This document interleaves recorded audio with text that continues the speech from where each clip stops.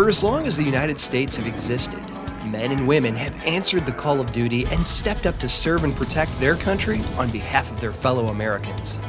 Across distant oceans and faraway lands, the members of our armed forces have served with distinction, integrity, and pride. Here in OFallon, we've always strived to recognize and honor the sacrifices our servicemen and women have made throughout history. And we're both humbled and excited that our community was selected as the home of the St. Charles County Veterans Museum. If you're not familiar with the story of the Veterans Museum, it's the conclusion of a long-time dream. Well, it's been a dream of mine for a number of years. I've heard that people have memorabilia from their dads or grandfathers or uncles or somebody, you know. It's stuff like that should be in a museum and not in a box downstairs in a basement or up in the attic somewhere.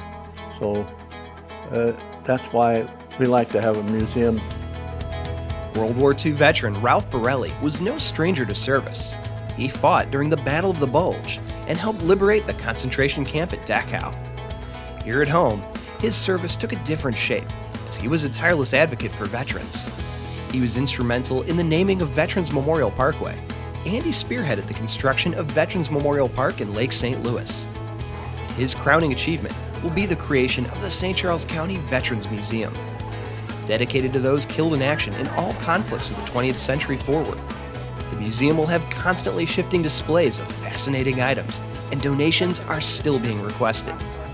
Oh, we have all kind of donations coming in, uniforms, gear that veterans used, rifles, I mean, you name it, it runs the whole gamut. It's unbelievable the amount of stuff that some people kept. Unfortunately, this story took a bittersweet turn. Ralph will never see the grand opening of his dream, as he passed away a short while ago. But his legacy will live on in the museum, kept alive by his loving wife, his family, and the entire community that came together to ensure the success of his final dream. It's a tremendous feeling. I'm so proud to be involved with the museum, and proud of his service and everything that he did for the veterans and everything. This is really exciting to me.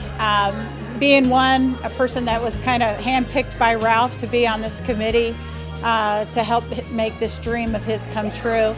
And now seeing all of the support that we're getting from the community, it's not even exciting anymore, it's just overwhelming. It's so wonderful, and how people have really stepped up to the plate, because it's only going to be as good as we make it as a community. So I'm just loving every minute of it. A lot of work remains to be done with the museum before it can open its doors, and the St. Charles County Veterans Museum is actively seeking stories and memorabilia. If you'd like to donate items, money, expertise, or time, they'd love to talk to you. You can get more info about helping out by heading to stcharlescountyveteransmuseum.com. The grand opening is tentatively set for April 12th, and we're incredibly excited to see Ralph's dream finally become reality. We are hoping that it looks great and people have come to enjoy it and also appreciate what veterans had to go through, and also be educational for the kids to realize that, you know, freedom isn't free. There's sacrifices that have to be made to keep that freedom.